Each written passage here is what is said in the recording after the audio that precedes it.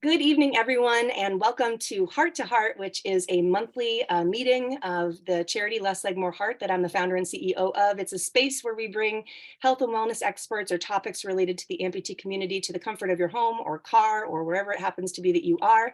And we love to talk about stuff that makes you a better human, more knowledgeable, maybe more able or capable to traverse a certain thing mentally, physically, spiritually. And in today, we're going to talk about travel, which is a huge topic. We have so many people that are registered for tonight, and it's always hard because folks, something comes up, traffic or kid doesn't go down, to bed on time. So we're recording this, and I look forward to all of you folks that are online right now that are seeing this to put your information, your comments, your concerns. The more that we can get comments about what works and what doesn't, the more people can avoid some of the challenges that come with travel, because I've been subject to many of them. I know many here have. Again, I want to give an introduction to my dear friend Scott Rigbsy, who is an Ironman athlete. He's been an amputee bilateral below the knee since before the ADA was a thing. He's written the book Unthinkable. If you want a beautiful story to read, please, you can get it on Amazon or many other sellers. And Scott has been traveling like before, probably close to when I was born, right, Scott? You got to take it off. I'm going to tag you in a lot. Yeah, I mean, I'm 55, so I've been an amputee for 37 years. So, yeah, I've been traveling a lot. He's been traveling a lot, and he's actually been a kind of mentor to me through the process, because when I started this foundation 5 years ago and had, speaking opportunities and different conferences and things to go to, I, like many that are either here in person or might be seeing us on the web, was really anxious about it. Like, I didn't know what to expect. It's already a point of contention. You're at the mercy of the airlines, and there's a lot of different stipulations and regulations and people that are untrained and just all this stuff. And then you get to your destination, and maybe you forgot a certain thing and you should have spent more time preparing, with the list of items. So we want to take all of the stuff that you need and kind of condense it into a quick presentation, and then open it up to people to share their stories of either trial or triumph in the travel community. So I'd like to just start quickly by saying preparation is important. And Scott, you can keep yourself unmuted and jump in at any time, because I know that you've been doing this a real long time. But for me, when I first started as an amputee, I didn't know about the high chance of failure of a prosthetic, or the way that sand or cabin pressure could break componentry on your leg, or the way that your residual limb might swell when you're in the airline seat, and when you take your leg out and then all of a sudden you can't get back in, and you didn't bring crutches and you didn't ask for mobility services. And so preparing yourself so that you have not only just the items necessary to default back to, but also you have the bandwidth mentally to be able to traverse some of the challenges that occur are helpful. So starting with just physical preparation, you want to make sure that you have seen your prosthetist at some recent distance before your travel. There are like cracks in your liner or your socket, or your foot could have something in it. It could be a little time bomb you're not even aware of. And so it's always a great thing to bring your prosthetic into your prosthetist and have them do a thorough evaluation of the componentry before you depart on anything where you're going to be out of state, and especially out of country. When you think about packing and preparation, you have to think about having an extra liner. Something can happen, god forbid you fall or something gets in it and breaks it, and then you're off your leg. So what I carry with me, and I'd love to ask folks here, I usually have a spare liner, a spare sleeve. I travel with electrical tape or some kind of a good tape to be able to wrap my sleeve to my leg or be able to fix something on the fly. Of course, I have a prosthetic tool to be able to adjust screws, tighten things if needed. I sometimes bring press and seal wrap if I have if I'm going to be around sand and it's not going to be like a full beach day. And there's a lot of things that are out there. Like Pro Armor is a new product. They're based in Australia, and they make a zip up kind of booty. Imagine the booties that go on the bottom of swimmers or like surfers. And it actually is made for prosthetics to make an otherwise not water and salt or sand friendly leg be able to get through the leg if you don't have a full water leg. So that's kind of cool. So research products that could be helpful. And then also for me, I like to bring extra socks. like a fair amount of extra socks and something that I can cut them with. Of course, you're bringing that in your checked bag. Scott, are there other things that you bring extra of when you're traveling than what I mentioned? I think probably the most important thing to bring is an extra like Kevlar sock that goes between your prosthetic foot and the actual foot shell, because we get in we just kind of get in, you know, uh, kind of a hurry mode, or everybody gets a little anxiety because we've been, introduced to the unknown. All of us as amputees have, faced kind of the unknown. And so that's one of the ways, like the things that you're talking about, I would agree with all those things to bring. I would just say that like an extra sock, or like a Kevlar sock that goes over your prosthetic foot, in between your foot and the foot shell, because a lot of times if you're go, you want to check your foot shell to make sure that you haven't rubbed through not only the sock but the actual foot shell itself. Then if the Absolutely. foot shell, yeah, if the foot shell itself is intact, then your foot's still going to function, but it will create an ungodly noise that will annoy you and drive everybody else crazy. So I would recommend. You won't be able to sneak up on the seagulls at the beach, he's saying. No, no, yeah, you'll have a bad experience, and you can try to compensate that by going in, to Walmart or Target or somewhere and getting a tube sock, but it's just not going to last. It'll rub through in a matter of hours. If you're walking a lot, so I would definitely recommend that. Right. I do carry, I carry surf booties, because if you are gonna just have one, if you just have one leg and you just want to only take one leg and try to be low key, I would I have electrical tape. I have surf booties that come up a pretty good ways. They're 5 mil, so they've got a good thick sole on the bottom. So if you're not just walking on sand, you can actually walk on cement. Like when I'm at the beach, a lot of times what I'll do is I'll just wear one set of legs, and that week I'll just don't even change my shoes. I mean, uh, some people don't want to do that, but I just I just wear I tape them up all the way to the top. So the only thing that I'm doing is, once I get out of the salt waters, rinsing it off. Um, so that's my big thing is just to make sure that you've got a good Kevlar sock that Okay. and then depending on the length of your trip, and depending on how far away from home you're going, I would also just try to include an extra foot if you could, like an extra liner, an extra sleeve. I have a long term kind of to go box, and then I have a short term, and so that's one of the things I would recommend. Thank you, Scott. Yeah, that's a great point. I dropped a couple of links and I'll put this on the descriptions of videos, but if you guys check this out, I'm on a call soon, actually this week, with the CEO of that company that makes the booties that he's talking about, but specifically for prosthetic feet.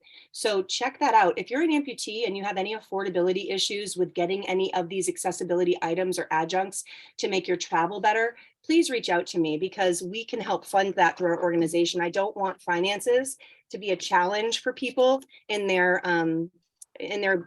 ability to travel. So I'm just going to plug my modem thing in because it's a little bit slow. Hopefully y'all can still see and hear me. All right, you're still there. Good. The other one is Liquid Limbs. So Liquid Limbs makes a product. Has anybody by a show of hands heard of iWalk? So it's basically a portable crutch that's it's an armless crutch that goes on if you're a below the knee amputee, on your knee distal segment, and you can use that to kind of move around. That's great for showers. If you can't get the ADA room, or if the ADA room that they say ADA isn't all the way, which I know all of us have come to, they put like a rickety chair in the middle of the shower stall, and then you can't even reach the water. Sandy looks like she's been to one of those rooms before. Yeah. So sometimes that's a nice way to save yourself the risk of trying to get clean or not being clean at all because you're too scared of that. So Liquid Limbs makes a product called the Navigator that I very much endorse. They're a new company and really, really good people. In terms of preparation, the other thing to consider is the way that you separate your stuff. When you go to the airport, you are allowed, just like you would be able to check for free something for a child, like a stroller or a car seat, you can check like a wheelchair.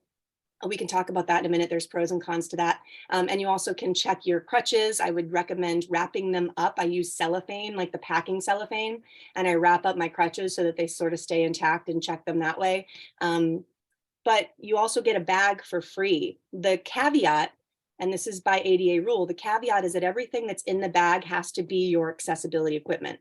So if you pack your leg with all of your clothes and it's a 65-pound bag and you have no other bags you're checking, and they go, I'm sorry, ma'am, is everything in there? Your legs? Depends on what kind of a person you are. You either say yes or no, but so that you know, if you say no, that bag will be charged. So if you're, strategize in that regard. And also, you need to remember that baggage is always lost, especially right now, post-pandemic and the world of travel these days.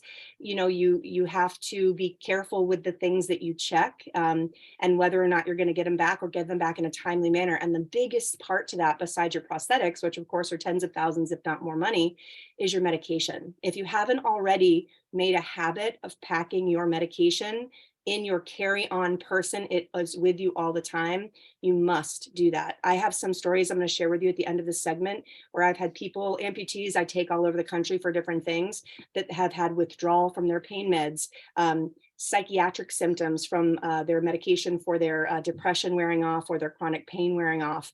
And then they try to get to a pharmacy in the US to fill the prescription, but they can't because it's too early. And it ends up being this whole thing. So please, if you take nothing more away from this segment, just make sure that your medication is packed on you, and make sure that you take more than you need for the amount of days that you travel. Because right now there's lots of flight delays. Sometimes you can extend your stay. And the last thing you need to do is try to find a family member to go into your pantry to get the medication to overnight it to you. That's a real thing. It happens all the time. Family emergencies happen. So medication in your carry-on all the time. When you check your checked bag, you will find, oh yeah, go ahead, Scott. So I just wanted to, piggyback off of something that you said. So I live in Atlanta, and the world's busiest airport, and so I'm in there, and most people recognize me, one, because I always wear shorts, and that's one of the things that I would recommend you, wherever you are on your journey. Some people, like when they first have their amputation, they're a little timid about showing their legs, but it will help you. It'll pay infinite benefits down the road. The more whatever your home airport is, the more they see you, they will they will come to recognize you the more you fly.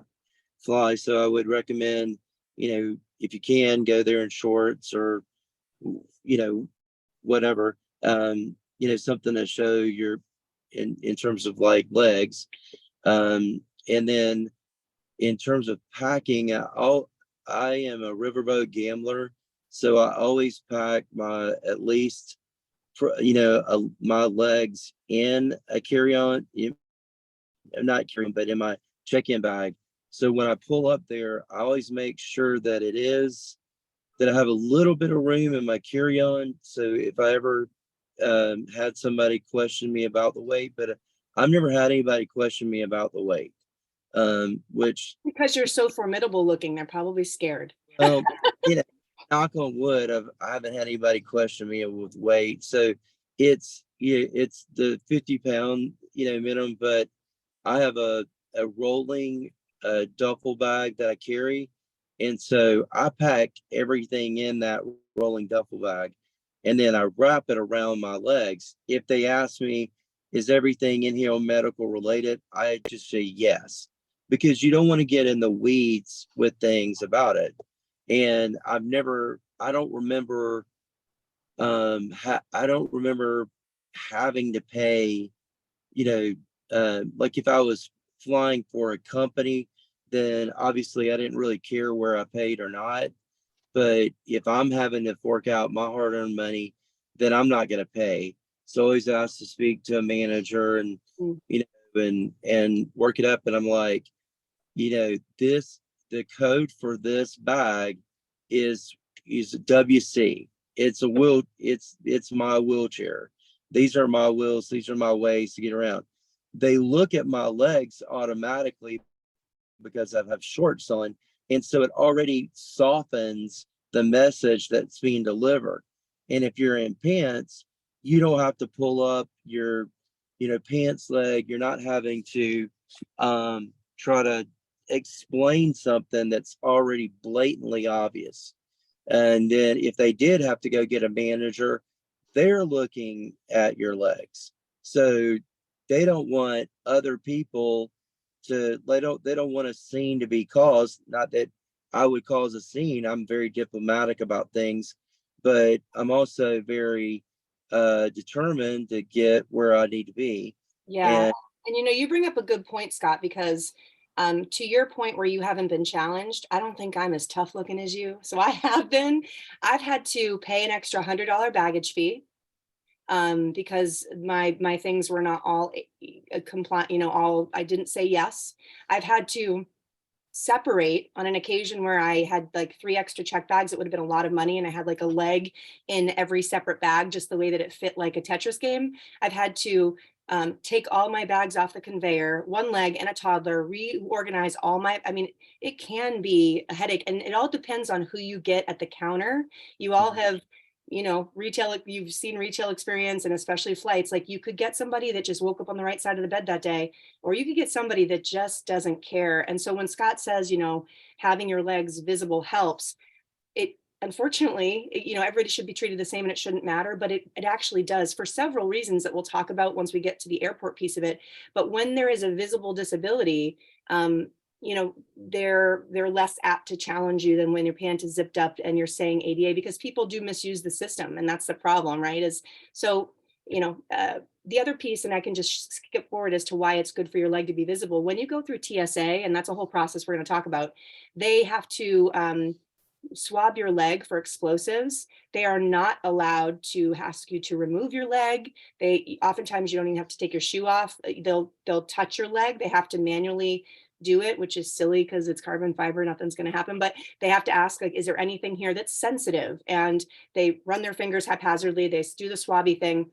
Know that your rights when that process happens are that there's a chair waiting on the other side of it, because sometimes it can get congested. So as you're approaching the scanner, if you see that there's no chair and you're limited on your time on your feet, and you can say before you go in the scanner, please have a chair ready for me, which should always be the case. But again, such a variability in the way that TSA are trained, so getting ahead of it's appropriate.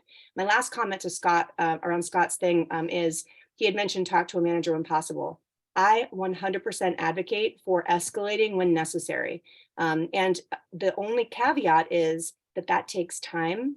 And so you have to be able to have that time on the front end to be able to escalate if needed. So when you're traveling domestically, this is my personal, experience. And Scott, you've done a lot more, but I try to get to the airport. It depends on the airport, which, how busy it is. You can Google that. For me, I have a smaller airport, but I also have Boston that I travel out of. And I try to get there at least 2 hours before, because I require mobility services. So we're going to talk about that in just a second. I want to back up real quick for the preparation. We talked about the things that you need to have extra of. We talked about the way that you should pack your bags to prepare for baggage. And the other thing is booking. When you guys are booking your flights or booking, because we're talking about air travel here, we're not getting into the other modalities, which we can do a different segment on. When you book, there's an option that says, mobility, do you need mobility assistance? Can you walk down the jetway, that sort of thing. You want to make sure that you check the thing that you need a wheelchair if you are unable to stand for 2 hours. That's just like a ballpark, and I made it up, but that's what I've come to find in all my travel. Because when it comes from the check-in to waiting in the line if you don't have TSA pre-check, and sometimes even if you do, to getting through all of the screenings, to walking to your gate, which could be a very long way from the way that you check in, and then finding a seat. You know, if you can't stand for that duration and walk, then you should consider, for your safety, signing up for mobility services. It's a little bit of a pride thing. You know, the first few times I did it, I was a little, you know, frustrated, right? I want to just be on my two legs, but not at the expense of my comfort. And so after I did it a couple of times and I had to like sit on the floor one time and almost fall over another time, or breaking out from sweat because I'm so in pain, I kind of learned my lesson that the way that I look is not more important than the way that I feel. And you just sort of learn that as you go. And so I would just encourage people to take advantage of that. Again, the caveat is timing. A lot of airports, well, all airports, the people that manually push you in the wheelchair and the services that push the wheelchair, they're called mobility service, right? There's always the handicap sign somewhere in the ticket area. They are a third party. And so that becomes challenging because now you've got airlines, you've got the crews at the airport, and then you've got mobility services, and nobody really talks and nobody really knows. And sometimes people don't even speak the language that you speak. So it can be really challenging and time consuming. And also, when you're traveling to destinations that have high percentages of people with disabilities, Florida, for instance, a lot of folks that are retirees, or conventions, you know, the Amputee Coalition Conference, whenever there's a conference, you know, going to and from, those wheelchairs are going to be depleted and you are going to wait. Sometimes I've waited 45 minutes, already got my ticket, I'm sitting there, I'm ready to go, and I'm watching the clock tick closer to when, and there's no expedition. They don't run you to your gate. They don't have someone that they know that works for the airline to go, I've got somebody in my care, they're a mobility service, hold the plane. Like there's no one doing that for you. So you know, sometimes having more time is a good thing, and it's a bummer, but not having to feel stressed about it and put yourself in an unsafe position is helpful. Scott, do you have anything to add to that piece of it? What I would say is I would agree with you is that you have to figure out you personally what you need is time. I mean, I've showed up an hour on the dot, you know, and I'm checking in my bags. So I know that I've got to really kind of book it. But so I make sure that I, you know, always use the handicap accessible line. And, you know, sometimes there are, you know, a lot of wheelchairs in that line. And then that you think that you know, it's going to be short because you go, okay, there can't be that many people, you know, that are in a wheelchair. Can't be that many people that are going to be in this line. And sometimes there are because that line also includes baby strollers and families. So then you've got that on top of it. So having that margin, creating margin for yourself so you don't show up at, you know, you show up at the airport and you're, you know, put together, you don't want to be disheveled like by the time you get on a plane and a ball of anxiety. What we're So saying is bring a good book, download a new app, yeah, pre-download yourself on Netflix, and get yourself there early so yeah, you don't have to worry. That's good. Yeah. The other yeah. thing I want to mention is when you're booking, connections. Yeah. Right? The, the other the other thing that I was going to add to what you said is in terms of like that duffel bag that I brought, I always put my clothes on the bottom. I put a towel over that matches the bag over that my clothes, and I always put my prosthetics on top. So all they see if they were to open up my bag is a Nice. bunch of prosthetics. They see two legs, they see a couple of liners and a couple of sleeves. That's all they see. They don't see any clothes. The Well, clothes, so that we know, Less Like More Heart is not condoning doing things outside of the rules, but I do really like your strategy on a personal level. Although, as it's like I can't endorse it. That's smart. But this is the other thing: when you get to TSA, the thing Scott's saying, they can look in your bag, but the people that are checking you in, that are making the decision about whether the bag is or isn't an ADA bag or a mobility bag, they are not allowed to enter your bag. So that's the good news. No one so is you have to unzipping do that. so all Oh, you have to do is you zip open the bag, you just show a little bit of what's on top, you don't even and have to. and then you don't have to if you goes to that point and you close the bag.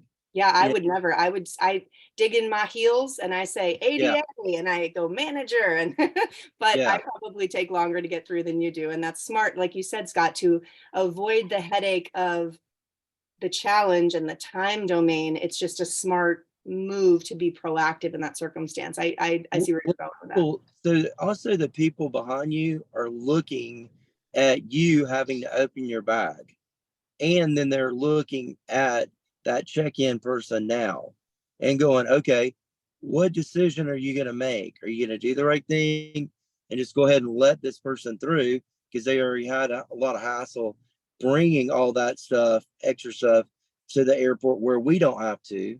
So it's a compassion thing. Yeah. So, but it's worked for X amount of years. Yeah. Scott knows what So, he's talking about. The other so, thing about, oh, did someone oh, talk? sorry. So I'm an above the knee amputee. And the last time I was on a plane, I took my water leg, which is a full leg, knee, socket, the whole thing. So it's, size. And I have a travel bag for an above the knee an above the knee prosthetic. It's like the size of a guitar case, basically. And when I was checking into it, I found out that you can actually just bring your prosthetic bag onto the plane and they will stow it in the closet. If there's space for it, that's the other Well, thing. there is something that actually says you have the right to use that closet and the air people have to take their stuff out. They do, but and you're right. And that's a great point to bring up. The thing that I've come across in traveling with groups of amputees is that that's also sometimes where like fold up wheelchairs can get stowed and also people's crutches can get Right. stowed. So Yeah. if you happen to be boarding Mhm. later than those people and those valid items are already full, then you will still have to gate check the leg. So you're right. And I want, if you travel like Southwest, where you get the chance to board first, or you have you're on pre-board anyway, but like you get there early enough where you're like in the front of the handicap line, it's Mhm. likely it's going to work in your favor. But just so people know both sides of it, I love that idea and I appreciate you bringing that up. And it goes for anything that you bring on board, even your own prosthetic leg that you walk in with, if it's more comfortable for you to take it off physically for the flight, you will have to stow it during takeoff. And so I take my leg off because I have poor vascular flow. And I've had some people, I use it like a prop, like a kickstand for my stump so I can keep it elevated. It doesn't swell, something we're going to talk about. But some people are just like fine. And other people are like, it's going to fly off and impale somebody in the event of turbulence. You have to stow it. And then everything's full and it's a whole thing. So, I just want to get Mhm. information out there so people, Okay. and I appreciate you saying that because Mhm. that is helpful. The other thing about these flights, since we're talking about them, are connections. Obviously, one way it's preferred. Everybody knows that, but sometimes you can't because you have an airport that just doesn't connect to another one.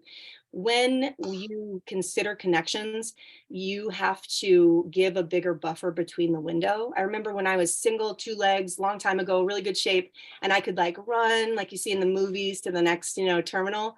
The big challenge I have now is because I can't do that and I require the wheelchair to get between gates and also sometimes the mobility cart. Again, wheelchair shortages, delays for those personnel, a lack of the carts that go through the airport. They have to stop at 16 gates to drop people off before they get to yours. So time for me is the biggest factor. And also, there are several times where I've done a booking for a flight where I select mobility services, and there's an issue on the back end where you arrive via wheelchair to the first gate. And then when you get off that plane, usually you'll deboard if you can, if you're in the airplane, and you can't stand a long time and you need the wheelchair to get up into the next gate and you have mobility services.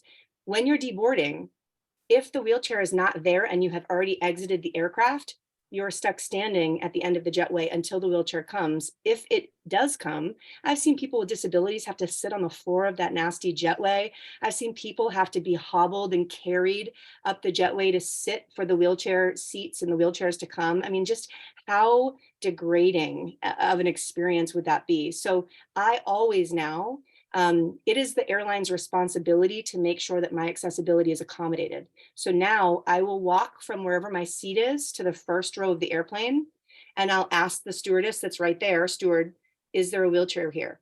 And I will tell you, more than 50% of the time, they say no. And I will sit in the front row. And there have been a handful of occasions where everyone is off the plane and the crew themselves are pressuring me to exit the aircraft, and there still is not a wheelchair available because they need to go. They need to go, they need to turn over, they need to take off. That is not my problem because I'm going to hurt or I'm going to fall. So there are times where, and I'm really stubborn about it because I'm an advocate for people too, but I will sit on the front row of that plane and delay it if necessary until a wheelchair is available for me to make me safe. So I would really want to put that out there, that that's a really good technique to make sure if you have wheelchair assistance between gates that you have what you need before you get stuck, because it happens all the time. The other thing about connections is if you're connecting and you have a different airline, like you booked on a third party, you may not have transferred the mobility services to that next airline and may not be registered as a pre-board. So when you get to that next gate, just make sure that you talk to the agent as soon as you get there to ensure that you're first aboard and that you have the necessary wheelchair if needed from that flight. I wanted to talk quickly about seating. People have different preferences. Some people really like the cabin. I think they're called the cabin seats up front or the bulkhead seats where they have extra room. We all know that you can't sit in the emergency row because they think we're incapable, which is unfortunate. That's a whole nother segment. But the bulkhead can be great because you have extra leg room, especially like above the knee amputees that are tall. Your knee like pushes into the seat and it's a whole thing. Yeah. And you have some toddler jumping in front of you and like still in Cheerios. It's a whole situation. The bulkhead can prevent you from having to experience that. The downside is that you have no storage space under the seat in front of you. So anything that you want for your personal comfort, a book or, your water or whatever else that like you can't tuck where they can't see it, it's a give and a take. So if you're traveling with somebody, that's great because they can help you get up and down. But if not, that can be something that you need to choose carefully. Do I want the bulk or do I want another seat? And below the knees that I know like sometimes to sit in like the first row, that's the real row, so that they have access to the under storage. The other thing is the laterality of where you sit. I'm a below the knee left amputee, and I like to prop my leg on my prosthetic when I'm traveling. And so I want to sit against the windows of the left side of the plane if I'm sitting in the plane so that I can prop my leg against the wall and it's more comfortable for me that way. Some people prefer the aisle. If they're an above the knee amputee on the right side, they may want to sit on the left side aisle to be able to kick that leg out and get some extra room. Sandy, is that right? That's what I do every time. Yeah. Yep. So you want to think about what's the level of your amputation, what side is it on, and which side would you be the most comfortable sitting in? And if it's an extra fee and it's going to be a full flight, sometimes it's worth that depending on the duration of the flight. It is worth it. I've done both. And as an above the knee amputee, it is so worth paying the extra $20 or whatever it is to get either the wider seat or at least, yeah. Yeah, I think so too. Scott, any other seating considerations? Obviously bathroom, right? Like being able to get to the bathroom, navigating the bathroom. Any other thoughts about the actual airplane experience as an amputee? I think he covered it really well. I mean, it goes back to getting to the airport early, because to get a good seat, you have to be, first priority on the plane above. I mean, even before the first class folks get on there, any special considerations, you want to be able to like be sitting there, standing there, whatever, so that the minute they say, hey, does anybody need a little extra time? You walk on that plane and you have extra time then. Yeah. Because you're not going to get it any other time. Once those first class folks get on there, you're at the mercy of being like the last person on there. And then you have no space, above the head space. And sometimes even, you're limited to what you can put, like we said earlier, in the coat check. You know what I was just thinking?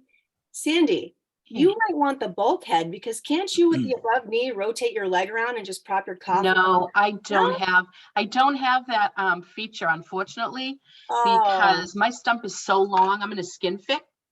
So there's absolutely nothing between the end of my socket and my knee component.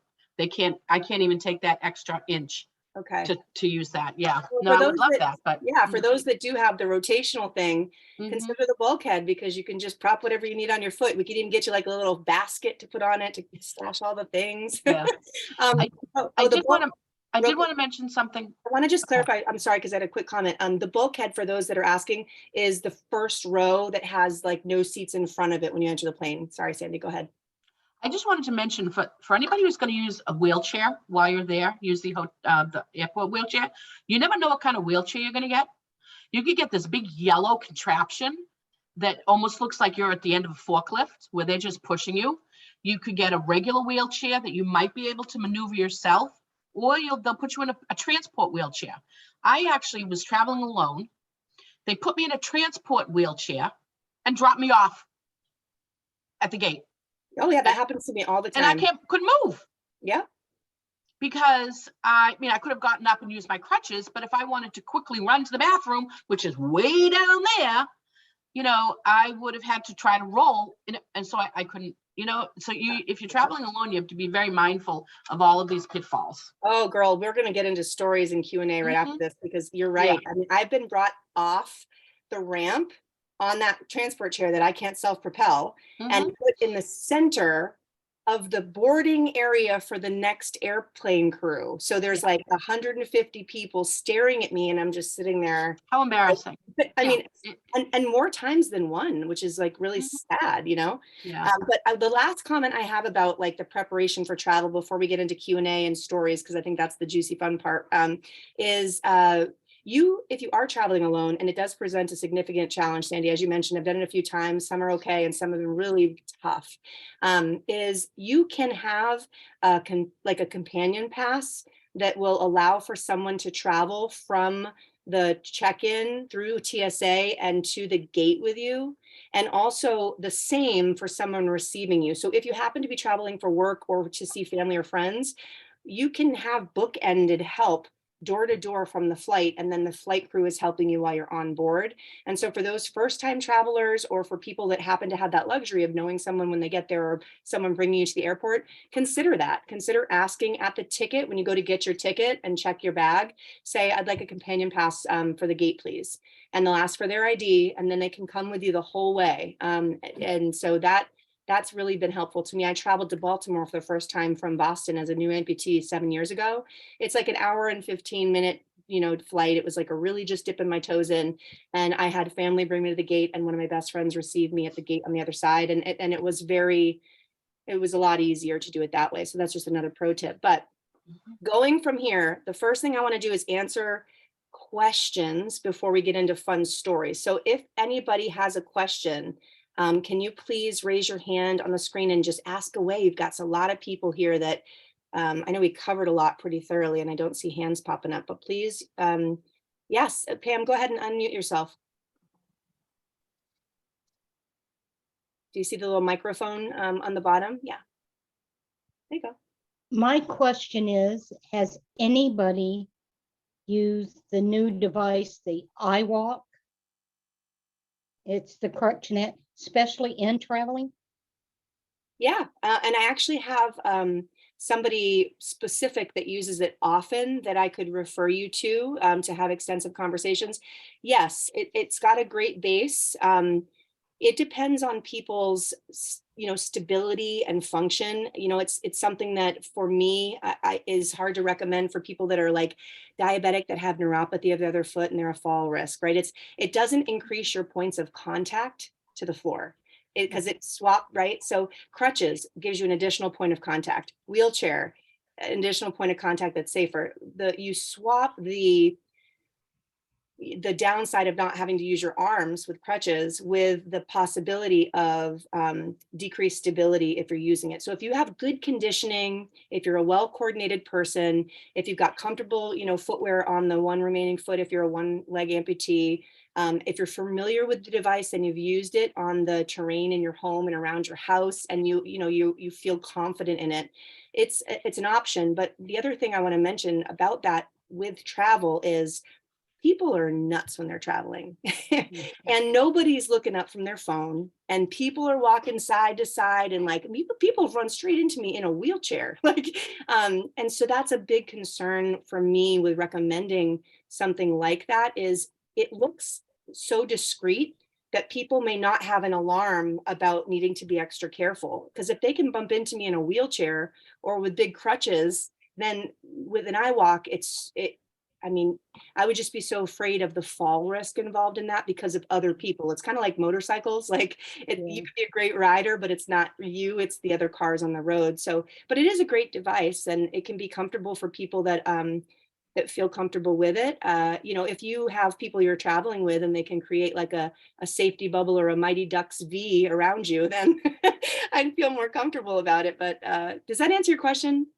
Yes, it does, but I haven't even got my prosthetic yet. So I'm telling my family, I think I want to drive and not fly. I'm fearful of that because I've had problems with that before when I was in a specialized boot, and people, you're right, they just knock you over. And I don't know how many times I was in the floor shining their linoleum for them because I couldn't get up. I know. Well, I do want to encourage you too. I mean, we've talked some things that are doomy gloomy because I kind of just want everybody to be prepared for the worst case scenario. But I've also had really seamless travel where I check into mobility services, I get the wheelchair that they transport me, they get me to the gate, I'm on safely, I get off with mobility services, and then I'm in the car of my loved one, and it's been fine. So, it depends on how long that travel is. If you're a risk for blood clots, and tripling your travel time is not great for your health or overall comfort, and it's going to leave you a day short of enjoying where you go because you're going to have to just stretch for a day to get all the kinks out. You got to figure out kind of what makes the most sense. And if anybody has specific questions about their circumstance or how to navigate their specific travel and just like mentorship as it pertains to anything amputee related, you can always fill your information out on Less Leg More Heart's website. That's what our team does, and also funds things. So if those of you that are watching are interested or feel like you need to run a specific scenario by to just pick brains to figure out what's the best for you, go to lesslegmoreheart.com, contact section, amputee in need. You fill out your name and email, and then our team can contact you back and specifically answer whatever might be a question or a need that you have. Thank you for asking, Pam. And I would encourage you to consider your options, because travel can also be great and a lot more convenient sometimes. Okay, thank you. Yeah, you're welcome. Any other questions?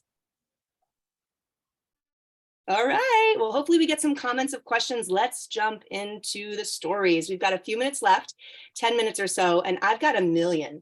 But does anybody here have a travel story that they can share with the world about good, bad, ugly?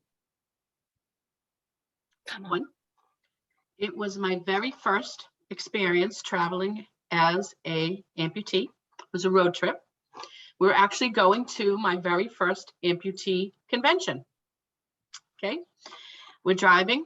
We hit Ohio from Massachusetts because we're going to Kentucky. We get to the hotel, go to check in, and there's no ADA compliant room for what we had registered for. Not only did they not have the queen bed, 2 queen bed ADA compliant room, they didn't even have an ADA compliant room. The hotel, I guess, was so old. So they were actually very nice. So I had to give a shout out to them because I was with my daughter and my niece. They gave me a queen size room free, and they did whatever they could to get me able to be in the bathroom.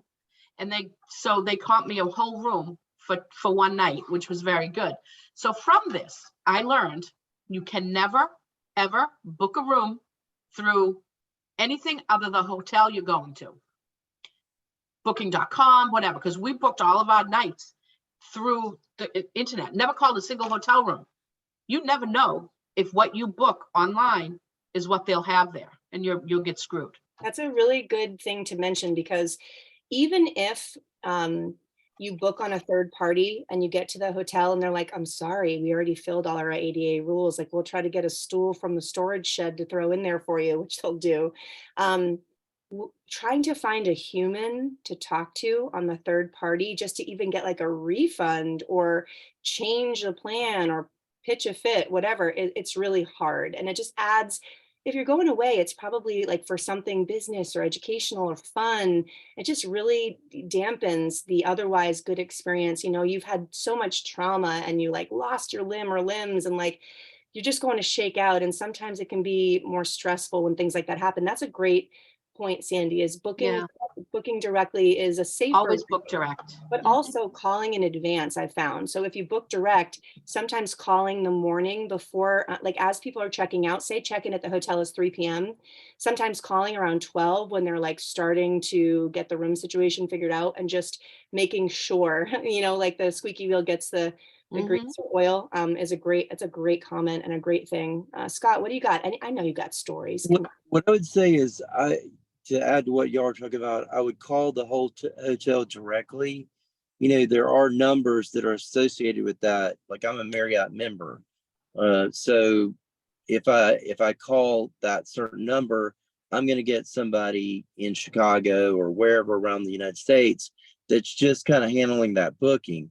You don't want to talk to those folks. You want to talk to you. If you talk to them, you say, hey, I need the front desk number for this hotel that I'm going to stay in.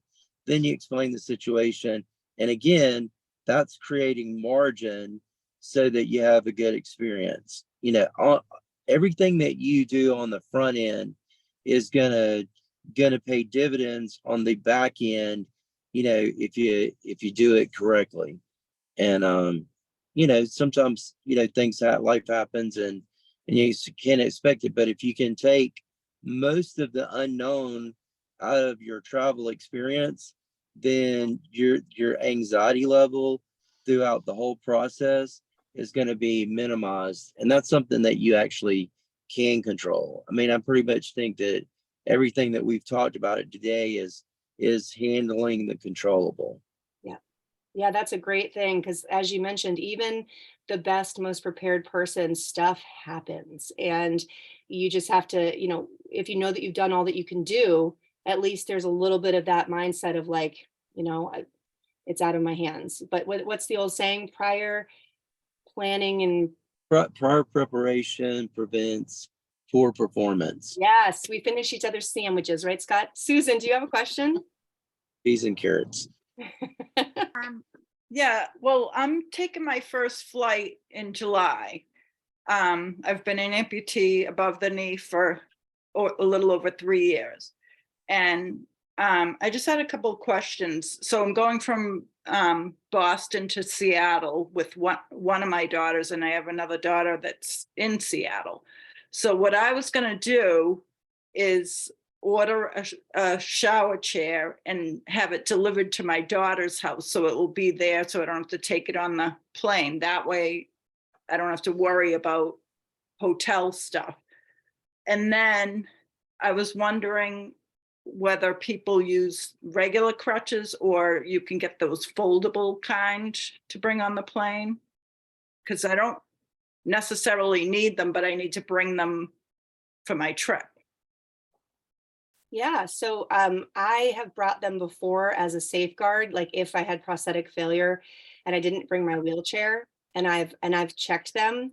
Does anyone have any experience with the foldable crutches? Or I've never used foldable crutches. I use forearm crutches, and I just took them right on the plane with me. And do you leave your leg on the whole time? Because I'm going to be on the plane for up 5 to 6 hours.